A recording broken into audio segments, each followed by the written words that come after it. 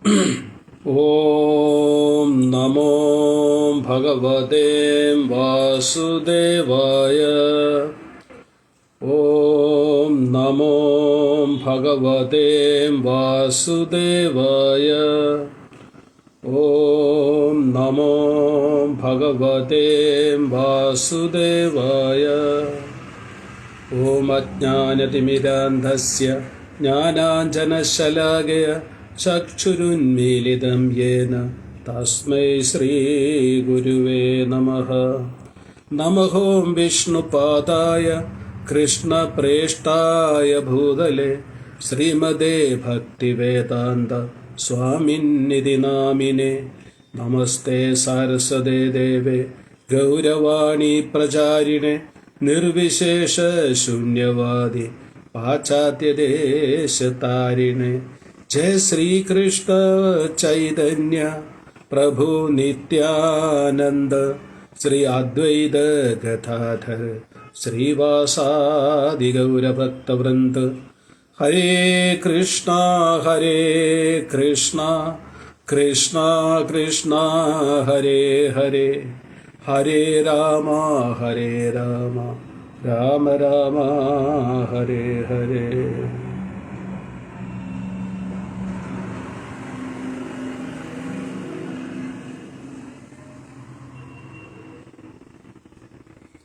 ഹരേ കൃഷ്ണ.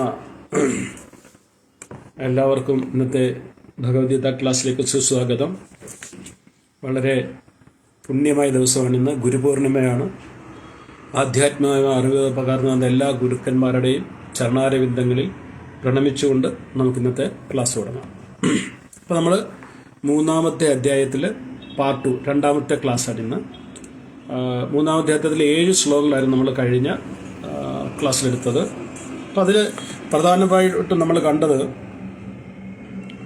2-ാമത്തെ അധ്യായത്തിൽ ഭഗവാൻ അർജുന് ബുദ്ധിയോഗം ഉപദേശിച്ചു.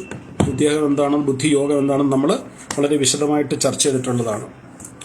ബുദ്ധിയോഗം അർജുന് ഇഷ്ടപ്പെട്ടു, അതിൻ്റെ കൺസെപ്റ്റ് അർജുന് ഇഷ്ടപ്പെട്ടു.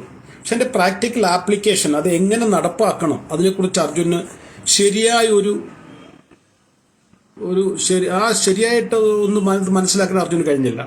അപ്പം അർജുന് പലതരത്തിലുള്ള സംശയങ്ങളാണ്. അത് എങ്ങനെയത് നമ്മുടെ ജീവിതത്തിൽ അത് നമ്മൾ പ്രാവർത്തികമാക്കുമെന്നുള്ളതാണ്. അപ്പം ഈ സംശയ ദൂരീകരണത്തിന് വേണ്ടി ഒരു ചോദ്യത്തോടെയാണ് നമ്മുടെ 3-ാമത്തെ അധ്യായം തുടങ്ങിയത്.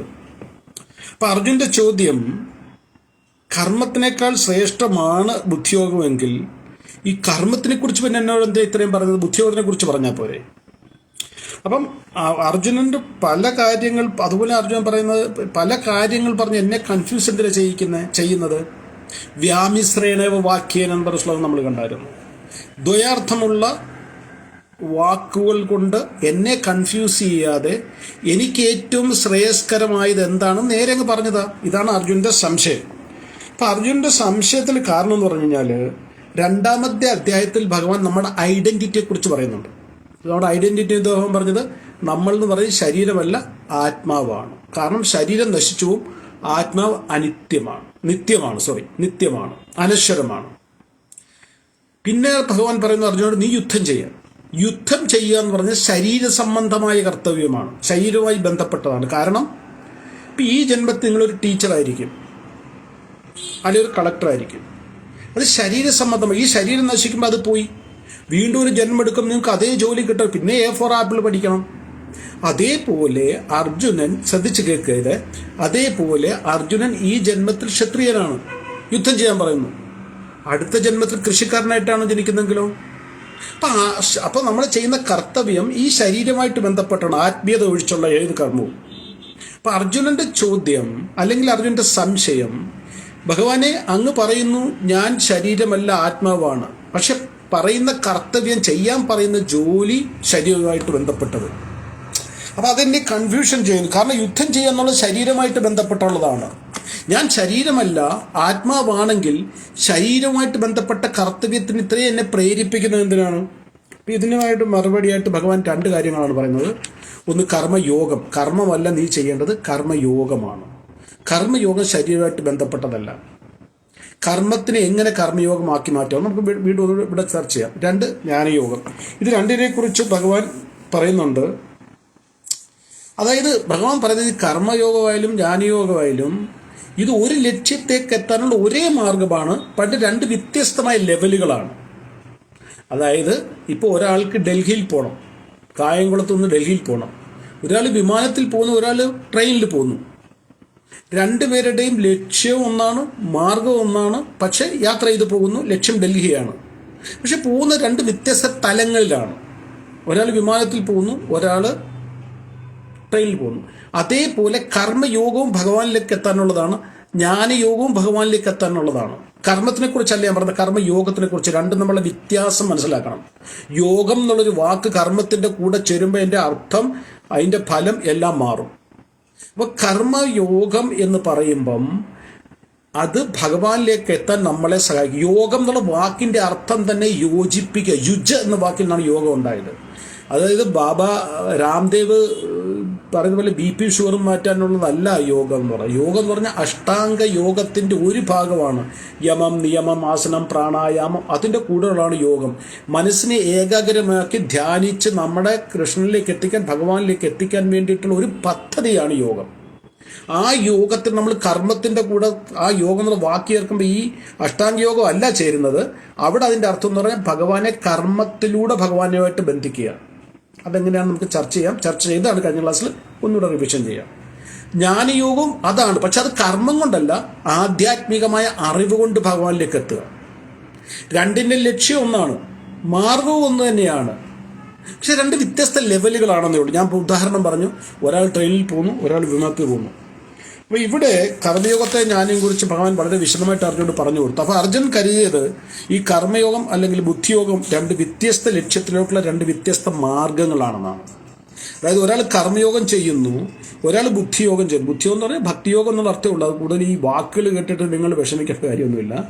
ഭക്തിയോഗം ചെയ്യുന്നു. അപ്പോൾ അർജുൻ വെച്ച് രണ്ടുപേരും രണ്ടെടുത്തു വെത്തു. ഇല്ല, കർമ്മയോഗം ബുദ്ധിയോട്ട് വലിയ വ്യത്യാസമില്ല, ചെറിയ വ്യത്യാസമുള്ളൂ. അപ്പോൾ ഭഗവാൻ പറഞ്ഞ അർജുന, രണ്ടിൻ്റെ ലക്ഷ്യം ഒന്ന് തന്നെയാണ്. കർമ്മയോഗത്തിൻ്റെയും ബുദ്ധിയോഗത്തിൻ്റെയും ലക്ഷ്യം ഒന്ന് തന്നെയാണ്. അതായത് കർമ്മയോഗം തൻ്റെ കർത്തവ്യത്തിലൂടെ ഭഗവാനായിട്ട് ബന്ധം സ്ഥാപിക്കുന്നു. കർമ്മയോഗം ചെയ്യുമ്പം ഒരാൾ തൻ്റെ കർത്തവ്യത്തിലൂടെ ഭഗവാനായിട്ട് ബന്ധം സ്ഥാപിക്കുന്നു. അപ്പം ലക്ഷ്യവും മാർഗവും ഒന്ന് തന്നെയാണ്. ബുദ്ധിയോഗത്തിലും അത് തന്നെയാണ്. ആ കർമ്മയോഗത്തിനെ ഭക്തിയോഗമായിട്ട് ബന്ധിപ്പിച്ചുകൊണ്ട് ഭഗവാനിലെത്തുകയാണ്. അപ്പോൾ ഈ രണ്ട് വ്യത്യസ്തമായ ലെവലാണെന്ന് മാത്രമേ ഉള്ളൂ. നമ്മൾ ഇതിനെക്കുറിച്ച് വളരെ ഡീപ്പായിട്ട് അങ്ങോട്ട് വരുന്ന ശ്ലോകങ്ങളിൽ ചർച്ച ചെയ്യുന്നുണ്ട്. ഞാൻ ഇതിൽ കൂടുതൽ പറയുന്നില്ല. അപ്പോൾ കർമ്മയോഗവും ജ്ഞാനയോഗവും തമ്മിലുള്ള വ്യത്യാസം എന്താണെന്ന് ചോദിച്ചാൽ, കർമ്മയോഗത്തിൽ ഒരു വ്യക്തി തൻ്റെ കർത്തവ്യം ചെയ്യുമ്പോൾ അയാൾക്ക് ഭൗതികമായ ആസക്തി ഉണ്ടായിരിക്കും ഉള്ളിൽ. ഇപ്പം ഞാൻ ഉദാഹരണം പറഞ്ഞു, ഒരു ടീച്ചറാകാം, ഒരു കളക്ടറാകാം, അല്ലെങ്കിൽ കണ്ടക്ടറാകാം. തൻ്റെ കർത്തവ്യം അത് കർമ്മയോഗമായിട്ട് ചെയ്യുന്നു. കർമ്മയോഗമായിട്ട് ചെയ്യുമ്പോൾ, കർമ്മയോഗം എന്ന് പറഞ്ഞു കഴിഞ്ഞാൽ ഇതെനിക്ക് ഭഗവാൻ തന്ന ഉത്തരവാദിത്വമാണ്, പ്രകൃതി എനിക്ക് തന്ന ഉത്തരവാദിത്വമാണ്. ഇതിനെ ഞാൻ കൃഷ്ണപ്രസാദമായിട്ട് സ്വീകരിച്ചുകൊണ്ട് വളരെ പറയുന്നത് പെർഫെക്റ്റായിട്ട് ഈ ജോലി ഞാൻ ചെയ്യാൻ ശ്രമിക്കുന്നു. അപ്പം ഇവിടെ ആ വ്യക്തി ഇങ്ങനെ വിചാരിക്കുമ്പോഴും ഭൗതികമായ ഉത്തരവാദിത്തങ്ങളോടൊപ്പം ഭൗതികമായ ആസക്തി ആ വ്യക്തിയിൽ കാണും. എനിക്ക് നല്ലൊരു വീട് വെക്കണം, നല്ലൊരു കാറ് വാങ്ങണം, കുട്ടികളെ പഠിപ്പിച്ച് വലുതാക്കണം, ഇങ്ങനെയുള്ള ആഗ്രഹങ്ങൾ കാണും. അവിടെ കർമ്മയോഗമാണ് ചെയ്യുന്നത്. ഭഗവാനുമായിട്ട് ബന്ധം സ്ഥാപിക്കുകയാണെങ്കിൽ കൂടി ആ വ്യക്തിയുടെ ഉള്ളിൽ ഭൗതികമായ ആഗ്രഹങ്ങളും ആസക്തികളും ഉണ്ടായിരിക്കും. നല്ലൊരു മൊബൈൽ വേണം, നല്ല ഡ്രസ്സ് വേണം, രാവിലെ ഓഫീസിലായാലും സ്കൂളിൽ പോകുമ്പോൾ നല്ല ഒരുങ്ങിപ്പോകണം, ആൾക്കാർ കാണുമ്പോൾ എന്നെ സുന്ദരിയാണെന്ന് പറയണം, അല്ലെങ്കിൽ സുന്ദരനാണെന്ന് പറയണം, ഇങ്ങനെയൊക്കെയുള്ള ആഗ്രഹങ്ങൾ കാണും. ജ്ഞാനയോഗത്തിൽ അതില്ല. ജ്ഞാനയോഗത്തിൽ ആ വ്യക്തിക്ക് ആധ്യാത്മികമായ അറിവ് നേടുക, ആ അറിവ് പകർന്നു കൊടുക്കുന്നതിന് അപ്പുറം ഒരു ലക്ഷ്യമില്ല. ലക്ഷ്യം ഭഗവാനാണെങ്കിൽ കൂടി വേറെ ഭൗതികമായ ആഗ്രഹങ്ങളില്ല. ഇപ്പം കർമ്മയോഗം ജ്ഞാനയോഗമുള്ള വ്യത്യാസം എന്ന് പറഞ്ഞാൽ, കർമ്മയോഗി കർമ്മത്തിലൂടെ ഭഗവാനുമായിട്ട് ബന്ധം സ്ഥാപിക്കുന്നു, ജ്ഞാനയോഗി ജ്ഞാനത്തിലൂടെ ഭഗവാനുമായിട്ട് ബന്ധം സ്ഥാപിക്കുന്നു. കർമ്മയോഗിക്ക് ഭൗതികമായ ആഗ്രഹങ്ങൾ ഉണ്ടായിരിക്കാം, ജ്ഞാനയോഗിക്ക് ഭൗതികമായ ആഗ്രഹങ്ങൾ ഉണ്ടാകില്ല. ഉണ്ടായാൽ അയാളെ ജ്ഞാനയോഗി എന്ന് വിളിക്കാൻ പറ്റില്ല. അപ്പം പിന്നീട് ഭഗവാൻ അർജുനോട് പറയുന്ന, അർജുന, നിന്റെ നോട്ടം നിന്റെ ഒരു ചായ്വ് വന്നിട്ട് സന്യാസത്തിലേക്കാണ്. നിനക്ക് സന്യാസത്തിലെത്തേണ്ട പക്വതയായിട്ടില്ല. അതിന് ഭഗവാൻ കുറേ ഉദാഹരണങ്ങൾ പറയുന്നുണ്ട്. നമുക്ക് സന്യാസം എന്ന് പറയുന്നത് കാവി വസ്ത്രവും കമണ്ടലും വടിയൊന്നും ധരിക്കുന്നതല്ല. സന്യാസം എന്ന് പറഞ്ഞാൽ സന്യാസം എന്നുള്ള വാക്കെന്ന് പറഞ്ഞു കഴിഞ്ഞാൽ ഭൗതികമായ ഉത്തരവാദിത്തങ്ങളിൽ നിന്ന് മാറി, ഉത്തരവാദിത്തം ഉപേക്ഷിക്കുകയല്ല, ഉത്തരവാദിത്തങ്ങൾ നിറവേറ്റിയതിന് ശേഷം ഭൗതികമായ ആഗ്രഹങ്ങളൊന്നുമില്ലാതെ പരിപൂർണമായിട്ട് ആധ്യാത്മിക ജീവിതം നയിക്കുന്ന ഏതൊരു വ്യക്തിയും സന്യാസിയാണ്. അതായത് നമ്മുടെ 4 ആശ്രമം പറഞ്ഞിട്ടുണ്ടല്ലോ: ബ്രഹ്മചര്യാശ്രമം, ഗൃഹസ്ഥാശ്രമം, വാനപ്രസ്ഥം, സന്യാസാശ്രമം. ഇപ്പോൾ ഒരു വ്യക്തി 25 വയസ്സ് വരെ, അന്നത്തെ കാലത്ത്, ഇന്നത്തെ കാലത്ത് അതിന് വ്യത്യാസമുണ്ട് കലിയുഗത്തിൽ, ആ 25 വയസ്സ് വരെ ജീവിതത്തിനെ ഒന്ന് ചിട്ടപ്പെടുത്തുന്നു, ആധ്യാത്മിക അറിവ് നേടുന്നു, ഗൃഹസ്ഥാശ്രമത്തിലേക്ക് പ്രവേശിക്കാനുള്ള പക്വത ആർജിക്കുന്നു. അപ്പം അന്നത്തെ കാലത്ത് 9 to 5 ജോലിയൊന്നുമില്ല, കൃഷി, വാണിജ്യം, ഇതൊക്കെയാണ് അന്നത്തെ. അതിനുവേണ്ടിയുള്ള അറിവും പക്വതയെല്ലാം 25 വയസ്സ് വരെ നേടുന്നു, ഗുരുകുലത്തിൽ താമസിച്ചുകൊണ്ട്. 25 വയസ്സാകുമ്പോഴത്തേക്ക് വിവാഹം കഴിക്കുന്നു. വിവാഹം കഴിച്ചിട്ട് തൻ്റെ ഗൃഹസ്ഥാശ്രമ ജീവിതത്തിൽ നിൽക്കുന്നു. ഞാൻ കഴിഞ്ഞ ക്ലാസ്സിൽ പറഞ്ഞ ഒരു കാര്യം വീണ്ടും പറയാൻ ആഗ്രഹിക്കുകയാണ്. ഗൃഹസ്ഥാശ്രമം എന്ന് പറഞ്ഞു കഴിഞ്ഞാൽ എവിടെ ആശ്രമം എന്നുള്ള വാക്ക് വരുന്നോ അവിടെ ആധ്യാത്മികത ഉണ്ടായിരിക്കണം. അവിടെ ആധ്യാത്മികത വരുമ്പോൾ മാത്രമേ അത് ഗൃഹസ്ഥാശ്രമമായിട്ടുള്ളൂ. അതായത് നിങ്ങൾ രാവിലെ ജോലിക്ക് പോകുന്നു, വൈകിട്ട് വരുന്നു, വീട്ടിലെ ഉത്തരവാദിത്തങ്ങളെല്ലാം ചെയ്യുന്നു, സന്ധ്യയ്ക്ക് നാമം ചൊല്ലുന്നു, അല്ലെങ്കിൽ ഭാഗവതം വായിക്കുന്നു, കേൾക്കുന്നു, TV മൊബൈലിൻ്റെ പുറകിന് പോകാതെ ഇങ്ങനെയുള്ള കാര്യങ്ങൾ ചെയ്യുമ്പോൾ ആ ഗൃഹസ്ഥ ജീവിതം ഗൃഹസ്ഥാശ്രമമായിട്ട് മാറുന്നു.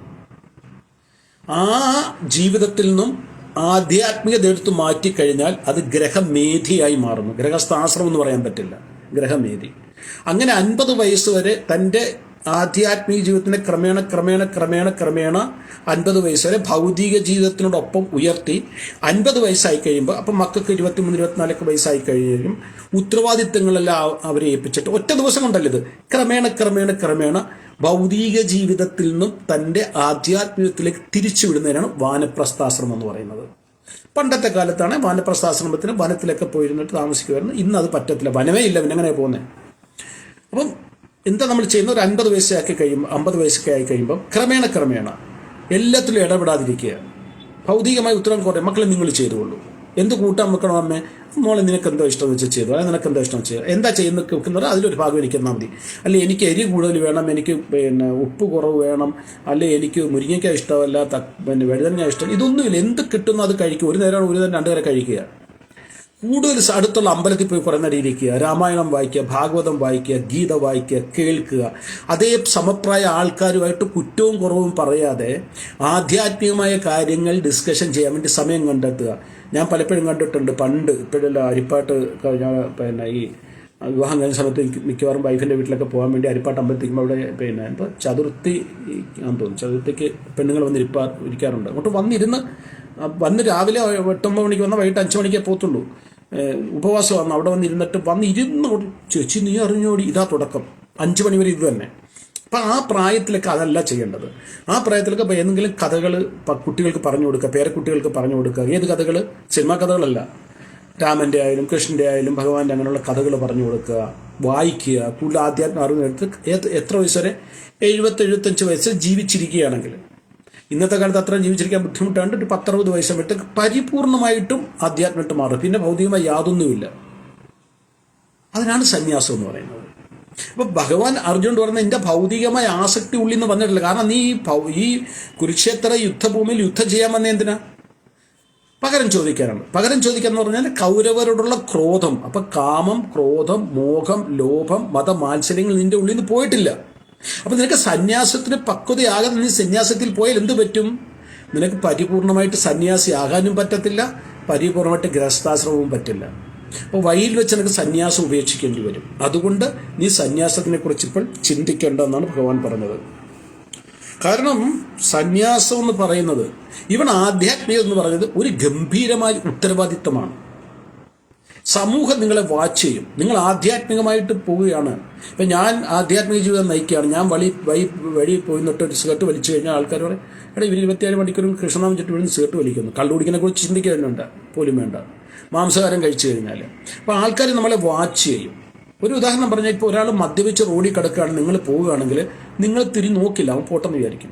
അതേസമയം ഒരു പോലീസുകാരൻ യൂണിഫോമിൽ മദ്യപിച്ച് കിടക്കുകയാണെങ്കിലോ എല്ലാവരും നോക്കും, ചില വീഡിയോ എടുക്കും.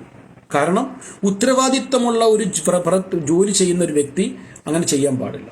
അപ്പോൾ ആധ്യാത്മികതയിൽ വരുമ്പോൾ സന്യാസമായാലും എന്തായാലും ശരി, ഒരു പരിപൂർണമായ ഉത്തരവാദിത്വം സമൂഹത്തോടും കുടുംബത്തോടും വ്യക്തിയോടുമുണ്ട്.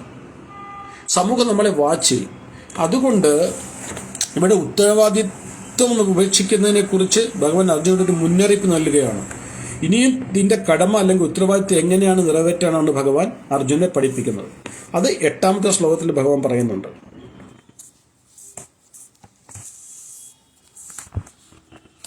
8ാമത്തെ ശ്ലോകം നമുക്ക് നോക്കാം. അതായത് 3ാമത്തെ അധ്യായത്തിലെ 8ാമത്തെ ശ്ലോകം. നിയതം കുരു കർമ്മത്വം കർമ്മജായോഹി അകർമ്മണഃ ശരീരയാത്രാപി ചതേന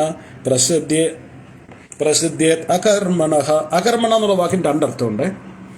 ഒന്ന് കർമ്മം, അകർമ്മം, വികർമ്മം. ഇതിനെക്കുറിച്ചൊക്കെ ഞാൻ ഒരുപാട് പ്രാവശ്യം പറഞ്ഞിട്ടുണ്ട്. പക്ഷേ ഇച്ചിരി കോംപ്ലിക്കേറ്റഡ് ആയിട്ടുള്ളതാണ് വീണ്ടും പറയുന്നത്. കർമ്മം എന്ന് പറഞ്ഞാൽ നമ്മുടെ നിയത് കർമ്മം, അത് സത്കർമ്മത്തിനെ കുറിച്ചാണ് പറയുന്നത്.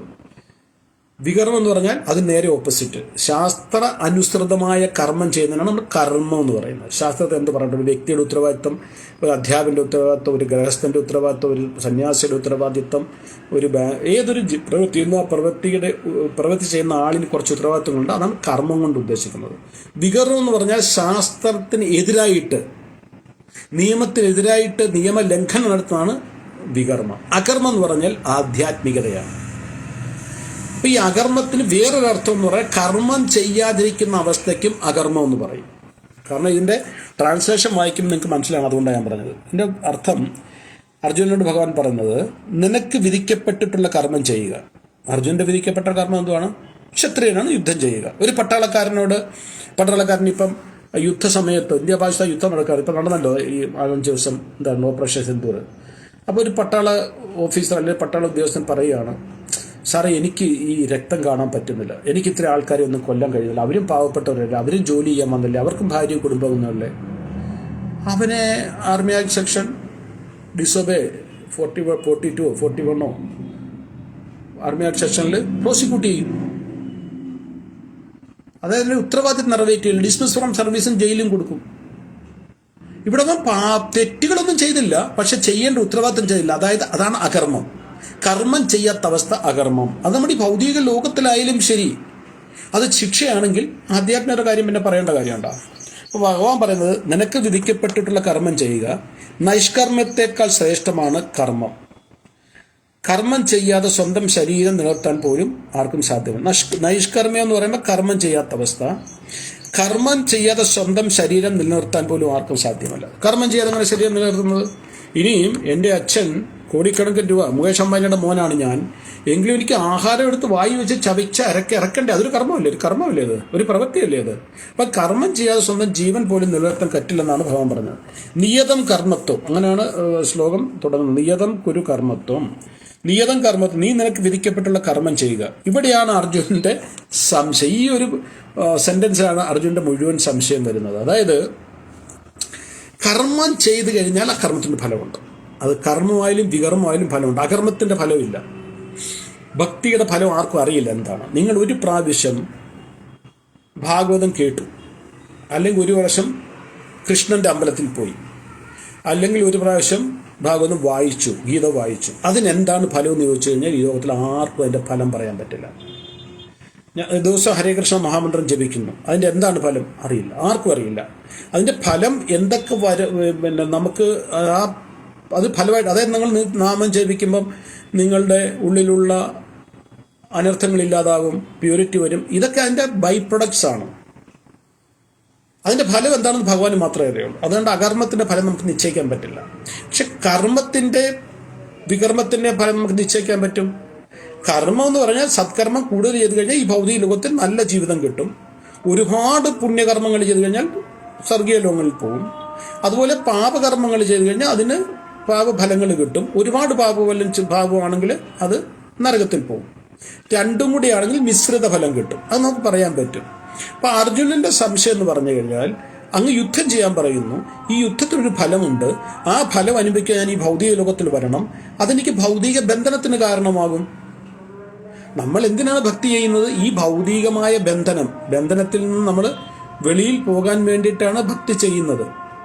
കാരണം നമ്മളിവിടെ കുടുങ്ങിക്കിടക്കുകയാണ്, ഈ ഭൗതിക ലോകത്തിൽ കുടുങ്ങിക്കിടക്കണം. നമുക്കിപ്പോൾ അതിനെക്കുറിച്ച് അറിവില്ല, നമുക്ക് അതിനെക്കുറിച്ച് ബോധമില്ല. കാരണം അതാണ് മായയുടെ പ്രഹരം കൊണ്ട്, മായയുടെ ഇൻഫ്ലുവൻസ് കൊണ്ട് ഭൗതിക ലോകത്തിൽ നമ്മൾ ബന്ധനസ്ഥിലാണെന്ന് നമുക്ക് മനസ്സിലാകുന്നില്ല. നമ്മളിപ്പം ഈ ഭൗതിക ലോകത്തിൽ സുഖം അനുഭവിക്കുന്ന നമ്മൾ എങ്ങനെയാണെന്ന് ചോദിച്ചു കഴിഞ്ഞാൽ, രണ്ട് ദുഃഖത്തിൻ്റെ ഇടയ്ക്കുള്ള അവസ്ഥയ്ക്ക് നമ്മൾ സുഖമായി കരുതുകയാണ്. അത് സുഖമല്ല സത്യത്തിൽ. സുഖം അല്ലെങ്കിൽ ആനന്ദം എന്ന് പറഞ്ഞാൽ ദുഃഖം ഒരിക്കലും വരാത്ത ഒരവസ്ഥയുണ്ട്, ഒരിക്കലും ദുഃഖമില്ലാത്ത അവസ്ഥ. ആ അവസ്ഥ മാത്രം സുഖം എന്ന് പറയാൻ പറ്റില്ല. അതായത് ഒരാൾക്ക് അസുഖമില്ലാത്ത അവസ്ഥയാണെങ്കിൽ, അസുഖമില്ലാത്തൊരു ശരീരമാണെങ്കിൽ ആ വ്യക്തി ഹെൽത്തി ആണെന്ന് പറയാൻ പറ്റില്ല. അസുഖമില്ലാത്തത് കൊണ്ടാണ് ഹെൽത്തിൻ്റെ ഡെഫിനേഷൻ വേറെയാണ്, അല്ലേ? അസുഖമില്ലാത്തത് കൊണ്ട് ഒരാൾ ആരോഗ്യവാനാണെന്ന് പറയാൻ പറ്റുമോ? ഇല്ല, അസുഖമില്ല, അത്രയേ ഉള്ളൂ. അതുകൊണ്ടുപോലെ തന്നെ ദുഃഖമില്ലാത്ത അവസ്ഥയ്ക്ക് നമുക്ക് സുഖം എന്ന് പറയാൻ പറ്റില്ല, അതിൻ്റെ നിർവചനം വേറെയാണ്. അപ്പം ഇവിടെ നമ്മൾ ഭൗതിക ലോകത്തിലെ ബന്ധനത്തിലായിട്ട് പോലും നമുക്ക് ആ ബന്ധനം തിരിച്ചറിയാൻ കഴിയുന്നില്ല. നമ്മൾ അനുഭവിക്കുമ്പോഴൊക്കെ ചെറിയ ചെറിയ ദുഃഖങ്ങൾ അല്ലെങ്കിൽ വലിയ ദുഃഖങ്ങൾ അനുഭവിക്കുക, കുറേ കാലം കഴിയുമ്പോൾ ആ അതിൻ്റെ ആ ഇൻറ്റൻസിറ്റി കുറഞ്ഞു വരുമ്പോൾ നമ്മൾ വിചാരിക്കും ഓക്കെ ഇവിടെ കുഴപ്പമൊന്നുമില്ല ജീവിക്കാൻ എന്ന് വിചാരിക്കും. ആ ബന്ധനം തിരിച്ചറിയാൻ മേലാത്തതുകൊണ്ട് ബന്ധനം ഇല്ലാതാകുന്നില്ല. ആ ബന്ധനത്തിൽ നിന്ന് മോചിതനാകണമെങ്കിൽ ആധ്യാത്മിക കൃഷ്ണഭക്തിയുടെ മാത്രമേ പറ്റത്തുള്ളൂ. അതിന് വേണ്ടിയിട്ടാണ് മനുഷ്യജന്മം, മനുഷ്യ ജീവിതം അതിനുവേണ്ടിയാണ്, അതിനുവേണ്ടി ആയിരിക്കണം. അപ്പം അർജുനന്റെ സംശയം, ഞാൻ യുദ്ധം ചെയ്താൽ യുദ്ധത്തിന് ഒരു ഫലമുണ്ടല്ലോ, നല്ലതായിരിക്കാം ചീത്തയായിരിക്കാം, വാട്ടവർ, പക്ഷെ അത് ഞാൻ അനുഭവിക്കണം, ഈ ഭൗതിക ലോകത്തിൽ വരണ്ടേ. അപ്പം ഭഗവാൻ പറഞ്ഞേടാ, ഞാൻ നിന്നോട് പറയുന്നത് കർമ്മം ചെയ്യാനല്ല, കർമ്മയോഗം ചെയ്യാനാണ് പറയുന്നത്. കർമ്മം ചെയ്യുമ്പോൾ അതിനൊരു ഫലമുണ്ട്, കർമ്മയോഗത്തിൻ്റെ ഫലം വേറെയാണ്. അപ്പോൾ ഇവിടെ കർമ്മയോഗം എങ്ങനെയാണ് ചെയ്യേണ്ടത്, അല്ലെ കർമ്മത്തിൽ യോഗം എന്നുള്ള വാക്ക് ഇൻക്ലൂഡ് ചെയ്യുമ്പോൾ കർമ്മബന്ധനം ഇല്ലാതാകുന്നു. ഒരേ കാരണമാണ് ചെയ്യുന്നത്. നമ്മൾ ആ ട്രെയിനിൻ്റെ ഉദാഹരണം ആദ്യം പറഞ്ഞ് ഓർക്കുക. ട്രെയിനും പ്ലെയിനിലും പോകുന്നത് ഡൽഹിയിലോട്ടാണ്, പക്ഷെ ഒരാൾ ചെല്ലുന്നത് 2 മണിക്കൂർ, ഒരാൾ ചെല്ലുന്നത് 24 മണിക്കൂറും കൊണ്ടാണ്, അല്ലെ 48 മണിക്കൂറായിരിക്കാം, ഐ ഡോണ്ട് നോ. അതേപോലെ ഇവിടെ കർമ്മത്തിന് വേണ്ടി യുദ്ധം. അത് അർജുന യുദ്ധകളത്തിൽ വന്ന എന്തിനാണ്? കൗരവരോട് പകരം ചോദിക്കണം, തങ്ങളോട് ചെയ്ത അനീതിക്ക് പകരം ചോദിക്കണം. ഇത് കർമ്മമാണ്, ക്ഷത്രിയ ധർമ്മം കർമ്മമാണ്, ചെയ്യാം. അർജുനന്റെ ഭാര്യയെ അവരപമാനിച്ചു, അവരുടെ ഇന്ദ്രപ്രസ്ഥം അപകരിച്ചെടുത്തു, ചൂതുകളിയിൽ കള്ളച്ചൂതിൽ തോൽപ്പിച്ചു, അങ്ങനെ ഒരുപാട് കാരണങ്ങളുണ്ട്. അതിന് പകരം ചോദിക്കണം. ഓക്കെ, പകരം ചോദിച്ചു, പക്ഷെ അതിൻ്റെ ഫലമുണ്ട്. അത് നല്ലതാകാൻ ചീത്തയാണെന്ന് നമുക്ക് പറയാൻ പറ്റില്ല, ഇപ്പം അതനുഭവിക്കണം. പക്ഷെ അതേ കർമ്മത്തിൻ്റെ കൂടെ യോഗം എന്നുള്ള ശബ്ദം ചേർത്ത് കർമ്മയോഗം ആക്കി മാറ്റുമ്പോൾ ആ ഫലം നിന്നെ ബന്ധിക്കില്ല അർജുനാണ്. എന്നിട്ട് പിന്നെ ഭഗവാൻ പറയുന്നു, കർമ്മയോഗത്തിന് പ്രധാനമായും 3 കാര്യങ്ങൾ അടങ്ങിയിരിക്കുന്നു. അതായത് കർമ്മവും കർമ്മയോഗവും തമ്മിലുള്ള വ്യത്യാസമാണ് പറയുന്നത്. ഒന്ന്, കർമ്മം ചെയ്യുമ്പോൾ ആ വ്യക്തി അതിൻ്റെ ഫലത്തിലാണ് ശ്രദ്ധ കേന്ദ്രീകരിക്കുന്നത്. കർമ്മയോഗത്തിൽ ഫലത്തിനോട് ആസക്തി കാണില്ല. ഇനിയും പറയാം എൻ്റെ എക്സാമ്പിള്, അർജുനൻ യുദ്ധത്തിൽ വന്നത്, കുരുക്ഷേത്രത്തിൽ വന്നതിനായിരുന്നു കൗരവരെ തോൽപ്പിച്ച് ജയിക്കണം. ഈ ഒരൊറ്റ ഉദ്ദേശം, അതാണ് ഫലം. ആ കർമ്മം, അതായത് യുദ്ധം എന്ന് പറയുന്ന കർമ്മത്തിൻ്റെ ഫലം അർജുനൻ മനസ്സിൽ കാണുന്ന എന്താണ്? കൗരവരെ തോൽപ്പിച്ചിട്ട് തനിക്ക് ഇന്ദ്രപ്രസ്ഥം അല്ലെങ്കിൽ ഹസ്തിനാപുരം വീണ്ടെടുക്കണം. അപ്പോൾ ആ ഫലത്തിലാണ് ഭഗവാൻ പറയുന്നത്, നീ എനിക്ക് വേണ്ടി യുദ്ധം ചെയ്യുക, എൻ്റെ പ്രസന്നതയ്ക്ക് വേണ്ടി യുദ്ധം. അത് നമ്മളിപ്പോൾ വരുന്നുണ്ട് ഇപ്പം. അപ്പോൾ അർജുനന്റെ ഫലം തോൽവിയോ വിജയമോ അവിടെ പ്രശ്നമല്ല, യുദ്ധത്തിൽ മരിക്കുകയോ പ്രശ്നമല്ല. കാര്യം യുദ്ധം ചെയ്യുന്ന ആർക്ക് വേണ്ടിയാണ്? ഭഗവാന് വേണ്ടിയാണ്. അപ്പോൾ അങ്ങനെ കർമ്മം ചെയ്യുമ്പോൾ, അങ്ങനെ ആ കർമ്മത്തെ കർമ്മയോഗമാക്കി മാറ്റുമ്പോൾ അർജുനൻ അതിൻ്റെ ഫലം അനുഭവിക്കേണ്ടി വരില്ല. 2, കർത്തവ്യം യജ്ഞത്തിനായി ചെയ്യുക. കർത്തവ്യം യജ്ഞത്തിനായി ചെയ്യുക എന്ന് പറഞ്ഞ അർത്ഥം എന്താ? നമ്മൾ ഡിസ്കഷൻ ചെയ്യുന്നുണ്ട്, എങ്കിലും പറയാം. യജ്ഞം എന്നുള്ള വാക്കിന് നമ്മൾ വിചാരിക്കുന്നത് ഒരു അഗ്നികുണ്ഡം കൂട്ടിയിട്ട് അതിനകത്ത് ഓം സ്വാഹ ഓം സ്വാഹ ഓം സഹ അല്ല. ഭഗവത്ഗീതയിൽ 10ാമത്തെ അധ്യായത്തിൽ വിഭൂതി യോഗത്തിൽ ഭഗവാൻ പറയുന്നുണ്ട്, യജ്ഞാനാം ജപയജ്ഞ അസ്മി. യജ്ഞങ്ങളിൽ വെച്ച് ഞാൻ നാമജപത്തിനെ ഭഗവാൻ യജ്ഞമായിട്ടാണ് പറയുന്നത്. കലിയുഗത്തിൻ്റെ ധർമ്മം എന്ന് പറയുന്നത് നാമജപമാണ്. ഹരേർ നാമ ഹരേർ നാമ ഹരേർ നാമേവ കേവലം. ഹരിയുടെ നാമം ഹരിയുടെ നാമം മാത്രം, കേവലം അതുമാത്രം. കലികാലത്ത് നാസ്തിയേവ നാസ്തിയേവ നാസ്തിയ, വേറെ ഒന്നും ന ഗതിരന്യത, വേറെ ഒരു ഗതിയില്ല. അപ്പം കലിയുഗത്തിൻ്റെ യജ്ഞം എന്ന് പറയുന്നത് ഓം സ്വാഹയല്ല, നാമജപമാണ്.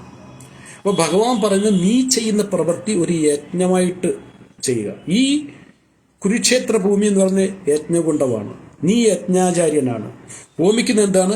കൗരവ പടകളെയാണ് ആ യജ്ഞത്തിലോട്ട് ഹോമിക്കേണ്ടത്. അങ്ങനെ നീ ഇത് ഒരു യജ്ഞമായി കണ്ടിട്ട് അത് എൻ്റെ പ്രസന്നതയ്ക്ക് വേണ്ടി ചെയ്യുമ്പോൾ ആ കർമ്മം കർമ്മയോഗമായി മാറും. 3, എൻ്റെ സന്തുഷ്ടിക്ക് വേണ്ടി ചെയ്യുക. അതിന് എൻ്റെ സന്തുഷ്ടിക്ക് വേണ്ടി എന്ന് പറഞ്ഞ അർത്ഥം എന്തോ അതിൻ്റെ അതെന്തിനു വേണ്ടിയിട്ടാണ് നോക്കാം. അത് പറയാം. അതിനു മുമ്പായിട്ട് ഇപ്പോൾ നമ്മൾ അതായത് ഇപ്രകാരം നമ്മൾ കർത്തവ്യം ചെയ്യുമ്പോൾ ഏത് പ്രവൃത്തി ചെയ്യുമ്പോഴും ഏത് പ്രവൃത്തി ഇപ്പം ഇവിടെ നാട്ടിൽ ആധ്യാത്മിക ഉള്ള വീടുകളിൽ ഇല്ലാത്തൊരു കാര്യമാണ്. ഇവിടെ നമ്മളൊക്കെ എന്ന് പറഞ്ഞാൽ ആഹാരം പാചകം ചെയ്ത് കഴിഞ്ഞാൽ അതിന് ഭഗവാനെ നേദിച്ചിട്ട് മാത്രമേ കഴിക്കുള്ളൂ. നമുക്കറിയാം ഓണത്തിനൊക്കെ അത് നമ്മുടെ നാട്ടിൽ പറഞ്ഞ വിളക്കിൻ്റെ മുമ്പിൽ വെക്കുക എന്ന് പറയും. വിളക്കിൻ്റെ മുമ്പിലല്ല, ഭഗവാനെ നേദിക്കുകയാണത്. വിളക്കിൻ്റെ മുമ്പിൽ വെക്കെന്ന് പറഞ്ഞ് ഒരു തുളസിയില ഇട്ടിട്ട് എന്ത് പാചകം ചെയ്യുന്നു ഭഗവാന് കൊടുക്കാനുള്ള മീൻ ഇറച്ചിയൊന്നും പറ്റത്തില്ല. കാര്യം ഭഗവതി പറഞ്ഞിരിക്കുന്നത് പത്രം പുഷ്പം ഫലം തോയം യോ മേ ഭക്ത്യ പ്രയച്ഛതി. അതായത് പത്രം പുഷ്പം ഫലം ഇലയോ പൂവോ വെള്ളമോ എന്തെങ്കിലും എനിക്ക് ഭക്തി ആരെങ്കിലും നേദിച്ചു കഴിഞ്ഞാൽ ഞാൻ സ്വീകരിക്കും. അത് ചിക്കണോ മട്ടണോ അണ്ടണോ എന്നൊന്നും അതിനകത്ത് ഭഗവാൻ പറഞ്ഞിട്ടില്ല. അപ്പം അതുകൊണ്ട് തന്നെ എന്ത് ഭഗവാന് നേദിക്കാൻ പറ്റുന്ന ആ ആഹാരം നേദിച്ച് വൃത്തിയായിട്ട് ശുദ്ധിയായിട്ട് നേദിച്ച് ഭഗവാൻ ഒരു തുളസിലിട്ട് നേദിച്ചതിന് ശേഷം മാത്രമേ കഴിക്കൂ. അത് ഇപ്പം അങ്ങോട്ട് ഈ 4-5 ശ്ലോകം വരെ അത് എന്തിനാണെന്ന് ഭഗവാൻ പറയുന്നുണ്ട്. 3-ാമത്തെ അധ്യായത്തിൽ തന്നെ വരുന്നുണ്ട് എന്തിനാണ് ഭഗവാൻ നേദിക്കുന്നത്. നേദിക്കാതെ കഴിച്ചാൽ അതിൻ്റെ ദോഷവും ഭഗവാൻ പറയുന്നുണ്ട് എന്താണെന്നുള്ളത്. അപ്പം ഇവിടെ അതായത് അർജുനന്റെ സന്തുഷ്ടിക്ക് വേണ്ടി യുദ്ധം ചെയ്യുന്നു.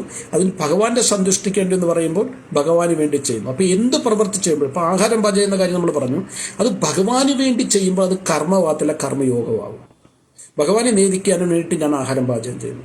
അതേ ആഹാരമാണ് നമ്മൾ കഴിക്കുന്നത്. അപ്പോൾ ഒരാൾ ആഹാരം പാചകം ചെയ്തിട്ട് ഭഗവാനെ നേദിക്കാതെ കഴിക്കുമ്പോൾ അത് കർമ്മമാകും. ഭാര്യയുടെ ഉത്തരവാദിത്വം ചെയ്യുന്നു, അല്ലെങ്കിൽ അമ്മ ഒരു ഉത്തരവാദിത്വം ചെയ്യുന്നു.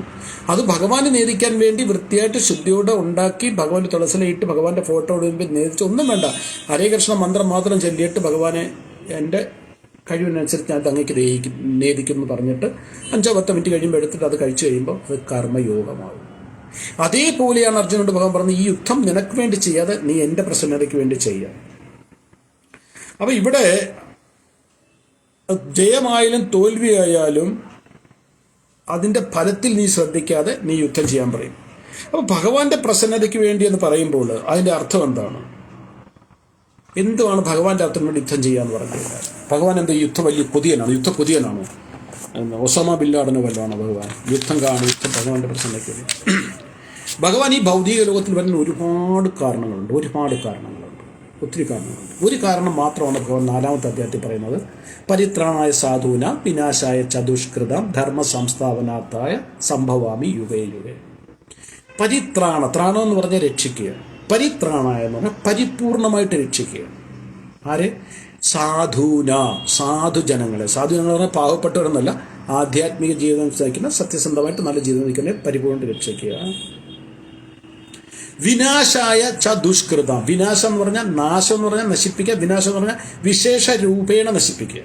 വിനാശായ ദുഷ്കൃതികളെ നശിപ്പിക്കുക. പിന്നെയോ ധർമ്മ സംസ്ഥാപനാർത്ഥായ, ധർമ്മത്തെ പുനഃസ്ഥാപിക്കാൻ.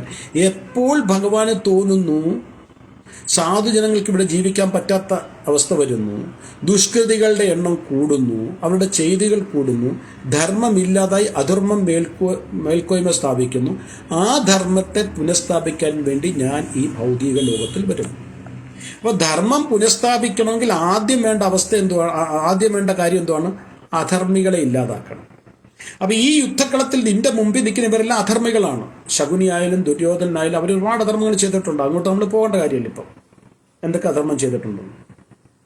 ആ അധർമ്മികളെ എല്ലാം ഇല്ലാതാക്കിയാൽ മാത്രമേ എനിക്ക് ധർമ്മം പുനഃസ്ഥാപിക്കാൻ പറ്റൂ. അപ്പം എന്നെ സഹായിക്കാൻ വേണ്ടി നീ യുദ്ധം ചെയ്യണം. ധർമ്മം പുനഃസ്ഥാപിക്കാൻ വേണ്ടി നീ യുദ്ധം ചെയ്യുമ്പോൾ അത് കർമ്മയോഗമാകും. നീ നിന്റെ ശത്രുക്കളായി കണ്ട് അവരോട് പകരം ചോദിക്കാൻ വേണ്ടി നീ യുദ്ധം ചെയ്താൽ അത് കർമ്മമാകും. അതിൻ്റെ ഫലമാണ് നീ അനുഭവിക്കണം. അപ്പം ധർമ്മം പുനഃസ്ഥാപിക്കാൻ വേണ്ടി നീ എൻ്റെ കൂടെ നിന്ന് എനിക്ക് വേണ്ടി യുദ്ധം ചെയ്യുമ്പോൾ അത് കർമ്മയോഗമാകും. അതിന് ഫലം ഭൗതികമായ ഫലമല്ല, ആധ്യാത്മികമായ ഫലം കിട്ടും. അപ്പം ഇവിടെ സാധാരണ ആൾക്കാർ സ്വാഭാവികമായും ചോദിക്കുന്ന ഒരു ചോദ്യം, അല്ലെങ്കിൽ മനസ്സിലൊരുന്ന ഒരു ചോദ്യമാണ്, പല അന്യമതക്കാരുടെ വീഡിയോ ഞാൻ കണ്ടിട്ടുണ്ട്. അവർ ചോദിക്കുന്നത്, നിങ്ങളെന്തിനാ രാവണനെ കൊല്ലാൻ രാമൻ ഇവിടെ വരേണ്ട കാര്യം എന്താ, കംസനെ കൊല്ലാൻ കൃഷ്ണൻ അവിടെ വരേണ്ട കാര്യം എന്താ, അവിടെ ഇരുന്നുകൊണ്ട് അങ്ങ് പറഞ്ഞ പോലെ നശിച്ചു പോകത്തില്ലേ, എന്തിനാ ഭഗവാൻ ഇവിടെ വരുന്നത്? തീർത്തും ഒരു നല്ല ചോദ്യമാണത്. ഭഗവാന് ആരുടെ ആവശ്യമില്ല, ആരുടെ സഹായത്തിൻ്റെ ആവശ്യമില്ല. 6 ദിവസം പ്രായമുള്ളപ്പോഴാണ് പൂതനയെ വധിച്ചത്. അത് പൂതനയെ വധിച്ചത് വലിയ ആയുധങ്ങളോ ഭഗവാന്റെ ശംഖചക്ര കഥ അതൊന്നും എടുത്തിട്ടല്ല ഭഗവാൻ വലിച്ചത്. മുലപ്പാലിനോടൊപ്പം പ്രാണവായുവിനെ വലിച്ചെടുക്കുമായിരുന്നു. ഭാഗവതത്തിലും മഹാഭാരതത്തിലും വർണ്ണനയുണ്ട്, പൂതന മരിച്ചു വീണപ്പോൾ ആ ശരീരം 8 മൈൽ നീളമുണ്ടായിരുന്നു. 8 മൈൽ എന്ന് പറഞ്ഞാൽ 13 കിലോമീറ്ററിന് മേളിൽ വരും. അത്ര ഭീമാകാരമായ ഒരു സത്വത്തിനെ 6 ദിവസം പ്രായമുള്ള കൃഷ്ണൻ വധിക്കാമെങ്കിൽ ഈ മുമ്പിൽ നിൽക്കുന്ന ഇവരെയൊക്കെ വധിക്കാൻ എന്താ ഭഗവാന് പ്രയാസം? അതേപോലെ തന്നെ 1 വയസ്സ് 2 വയസ്സായപ്പോഴേ എത്ര അസുരന്മാരെ ഭഗവാൻ വധിച്ചിട്ടുണ്ടെന്ന് ആർക്കും അറിയില്ല, അതിന് എണ്ണമില്ല, നോ കൗണ്ട്. എത്ര അസുരന്മാരെ. ശ്രീല പ്രഭുപാദ് പറഞ്ഞ ബ്രേക്ക്ഫാസ്റ്റ് കഴിക്കുന്നതിന് മുമ്പ് ഒരെണ്ണം, ലഞ്ചിന് മുമ്പ് ഒരെണ്ണം, വീട്ടിലോട്ട് പോകുന്നതിന് മുമ്പ് ഒരെണ്ണം വെച്ച് ദിവസം വധിക്കുമായിരുന്നു. ഭഗവാൻ ഗോവർദ്ധന വനങ്ങളിൽ പശുക്കളെ മേയ്ക്കാൻ കൂട്ടുകാരോടൊത്ത് പോകുമ്പോൾ, ഈ 5-6 വയസ്സുള്ള സമയത്തെ കാര്യം ഞാൻ പറയുന്നത്, പോകുമ്പോൾ കളിയിൽ അങ്ങ് ഏർപ്പെട്ടു പോകും. കളിയിൽ ഏർപ്പെട്ട് കഴിയുമ്പം യശോദമായി പാക്ക് ചെയ്ത് കൊടുത്ത് വെച്ച് ആഹാരം കഴിക്കാൻ മറന്നുപോകും. ഇപ്പോൾ 1 മണിയായി 2 മണിയാകുമ്പം ഭഗവാന്റെ ഒരുപാട് ശക്തികളുണ്ട്.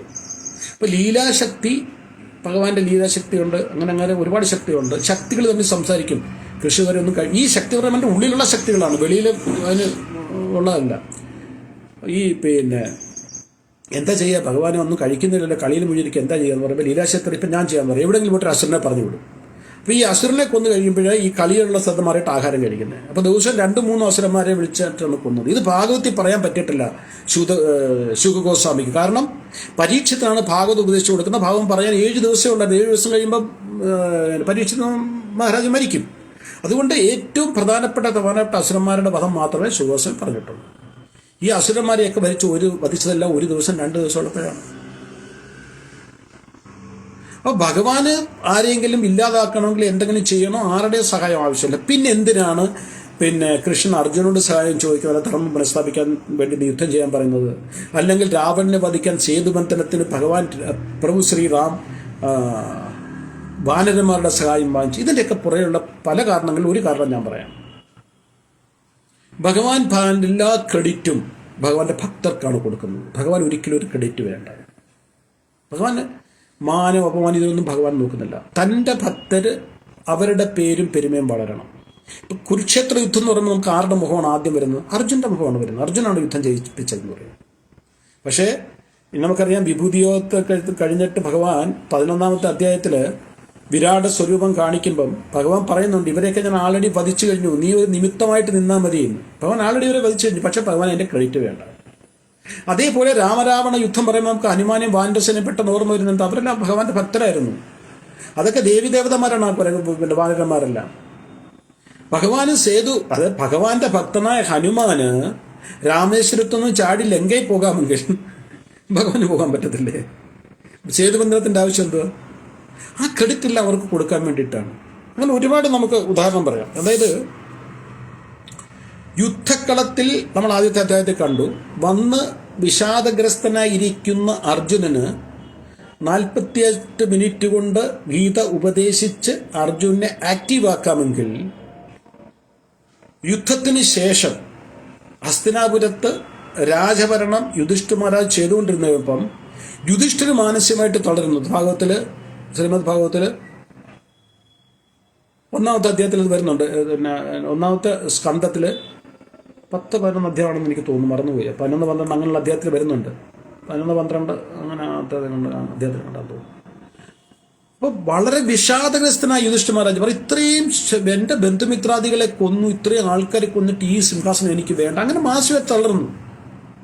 അർജുനന് ഗീതോപദേശം കൊടുത്ത ഭഗവാൻ യുധിഷ്ഠിരമാർക്ക് ഉപദേശം കൊടുക്കാൻ പറ്റില്ലായിരുന്നു? ഇല്ല, കൊടുത്തില്ല. കൊണ്ടുപോയത് എവിടെയായിരുന്നു? ശരശയ്യെ കിടക്കുന്ന ഭീഷ്മന്റെ അടുക്കലാണ് കൊണ്ടുപോയി. ഭീഷ്മദേവ് കൊടുക്കുന്ന ഉപദേശം, എത്ര മനോഹരമായ ഉപദേശം കൊടുക്കുന്നത്. എന്തിനു വേണ്ടിയിട്ട്?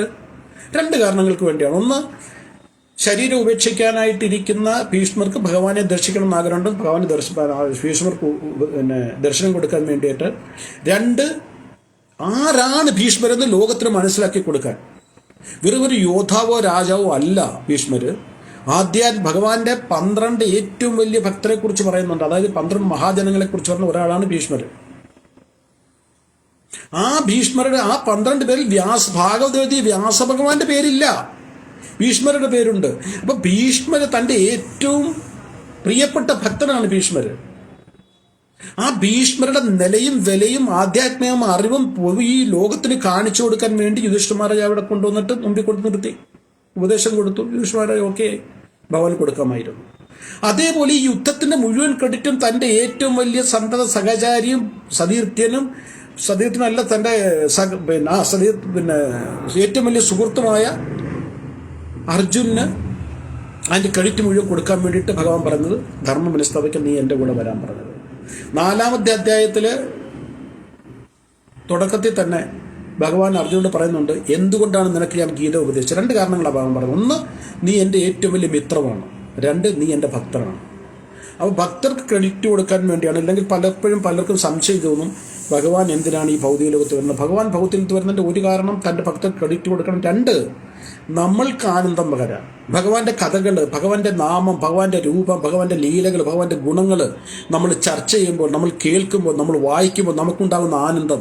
ഇപ്പോഴും എത്രയോ പ്രാവശ്യം നമ്മൾ പൂതനാമോക്ഷം കേട്ടിട്ടുണ്ട്. ഇപ്പോഴും കേൾക്കുമ്പോൾ നമുക്കുണ്ടാകുന്ന രോമാഞ്ചം, നമുക്കുണ്ടാകുന്ന ആനന്ദം, അത് ഭക്തർക്ക് നൽകാൻ വേണ്ടിയിട്ടാണ് ഭഗവാൻ ഈ ഭൗതിക ലോകത്തിൽ വരുന്നത്. ധർമ്മം പുനഃസ്ഥാപിക്കാൻ ഭഗവാന് വരേണ്ട ആവശ്യമില്ല. ഭഗവാന്റെ ആരെങ്കിലും വലിയ ശിഷ്യന്മാരെ വിട്ടാൽ മതി. ധർമ്മം പുനഃസ്ഥാപിക്കാൻ ഭഗവാന് വരണ്ട, ശത്രുക്കളെ നശിപ്പിക്കാൻ ഭഗവാന് വരണ്ട, ഒന്നിനും ഭഗവാന് വരേണ്ട ആവശ്യമില്ല. ഭഗവാൻ ഭൗതിക ലോകത്ത് വരുന്ന ഒരേ ഒരു കാരണം തൻ്റെ ഭക്തർക്ക് ആനന്ദം പകരാൻ വേണ്ടിയിട്ട്. അല്ല, നിങ്ങളോട് ആരെങ്കിലും ചോദിക്കുകയാണെങ്കിൽ മറുപടി പറയണം. കൃഷ്ണനും രാമനും അവതാരത്തോട് വന്നില്ലായിരുന്നു നമ്മൾ എങ്ങനെ അറിയായിരുന്നു? അവരുടെ ഗുണങ്ങളും നാമങ്ങളും ലീലകളും ഒക്കെ നമ്മൾ എങ്ങനെ വായിക്കുമായിരുന്നു? രാമായണം വായിക്കും, രാമായണ മാസം രാമായണം വായിക്കുമ്പം നമുക്കുണ്ടാകുന്ന ആനന്ദം, അതിന് വേണ്ടിയിട്ടാണ് ഭഗവാൻ ഈ ഭാഗത്തിൽ വരുന്നത്. അപ്പോൾ ഇവിടെ കർമ്മത്തിനെ കർമ്മയോഗമാക്കി മാറ്റുന്നത് എങ്ങനെയെന്ന് നമ്മൾ കണ്ടു. ഇതാണ് ഭഗവത്ഗീതയുടെ സാരം, ഭഗവത്ഗീതയുടെ എസൻസ്. ഇന്ന് നമ്മൾ ചെയ്യുന്ന കർമ്മമാണ്. ഇതേ പ്രവൃത്തി ചെയ്തുകൊണ്ട് ഈ പ്രവൃത്തിയെ നമുക്ക് ഫലമില്ലാതെ കർമ്മയോഗമാക്കി മാറ്റി ഭഗവാനിലേക്ക് എത്തിച്ചേരാൻ കഴിയും. ചെയ്യുന്ന പ്രവൃത്തി ഒന്ന് മാത്രം, പക്ഷെ അതെങ്ങനെ ചെയ്യണം? 3 കാര്യങ്ങൾ ഞാൻ പറഞ്ഞു. 1, ഫലാസക്തി പാടില്ല. 2, യജ്ഞമായിട്ട് ചെയ്യണം, ഇത് ഭഗവാനെ സമർപ്പിച്ചുകൊണ്ട് ചെയ്യണം. 3, ഭഗവാന്റെ പ്രസന്നതയ്ക്ക് വേണ്ടിയാണ്. ഭഗവാന്റെ പ്രസന്നതയ്ക്ക് വേണ്ടി ഏതൊരു വ്യക്തി എന്ത് കർമ്മം ചെയ്താലും ശരി, അത് 100% സത്യസന്ധമായിട്ട് ചെയ്യും. കൈക്കൂലി വാങ്ങിക്കത്തില്ല, കപടതി ഏറ്റത്തില്ല, ഇതൊന്നും ചെയ്യില്ല. അപ്പോൾ 9ാമത്തെ ശ്ലോകത്തിൽ ഈ കാര്യം ഭഗവാൻ ഒന്നുകൂടി ക്ലാരിഫൈ ചെയ്യുന്നുണ്ട്. നമുക്ക് 9ാമത്തെ ശ്ലോകം നോക്കാം. യജ്ഞാർത്ഥാത് കർമ്മണോ അന്യത്ര ലോയം കർമ്മബന്ധനഃ തദർത്ഥം കർമ്മ കൗന്ദേയ മുക്തസംഗ സമാചരത്. അതിൻ്റെ അർത്ഥം കർമ്മം വിഷ്ണുവിനായുള്ള യജ്ഞമെന്ന നിലയിൽ അനുഷ്ഠിക്കേണ്ടതാണ്. അതാണ് ഇപ്പോൾ ചർച്ച ചെയ്യുന്നത്. അല്ലെങ്കിൽ അത് മനുഷ്യനെ ഭൗതിക ലോകത്തിൽ കൂടുതൽ ബന്ധിക്കുകയുള്ളൂ. വളരെ ക്ലിയറായിട്ട് ഞാനത് പറഞ്ഞ് മനസ്സിലാക്കി തന്നു. കർമ്മത്തിനെങ്ങാണ് കർമ്മയോഗമാക്കുന്നത്. കർമ്മയോഗമാക്കിയാൽ കർമ്മം ഭൗതിക ലോകത്തിൽ നമ്മളെ കെട്ടും, കർമ്മയോഗം ഓരോ കെട്ടും പൊട്ടിക്കും. പറഞ്ഞ് മനസ്സിലായല്ലോ.